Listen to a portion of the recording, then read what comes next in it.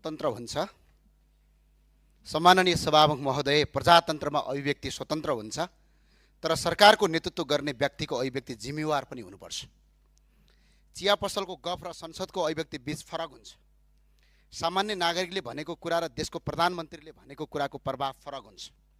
प्रधानमन्त्रीजीले जब कुनै दाबी गर्नुहुन्छ त्यसलाई देशले सरकारी धारणा ठान्छ, अन्तर्राष्ट्रिय समुदायले नेपालको आधिकारिक दृष्टिकोणको रूपमा लिन्छ र जनताले त्यसलाई सत्यका रूपमा ग्रहण गर्छन्। त्यसैले प्रधानमन्त्रीका अभिव्यक्तिहरू तथ्य, प्रमाण र यथार्थमा आधारित हुनुपर्छ। तथ्याङ्क बिनाको अभिव्यक्ति राजनीतिक भाषण हुन सक्छ, तर त्यो राज्य सञ्चालन गर्ने आधार बन्न सक्दैन। सम्माननीय सभामुख महोदय, अनुमानका आधारमा राष्ट्र चल्दैन, तथ्यका आधारमा चल्छ। भावनाले ताली पाउन सक्छ, तर तथ्यले मात्र विश्वास जित्न सक्छ।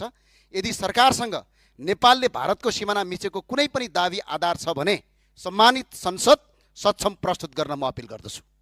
सम्माननीय सभामुख महोदय, यदि छैन भने जनतालाई भ्रमित गर्ने खालका अभिव्यक्तिबाट सरकार स्वयं जोगिनुपर्छ। प्रजातन्त्रमा विश्वासको आधार सत्य हो र सत्यको आधार तथ्याङ्क हो।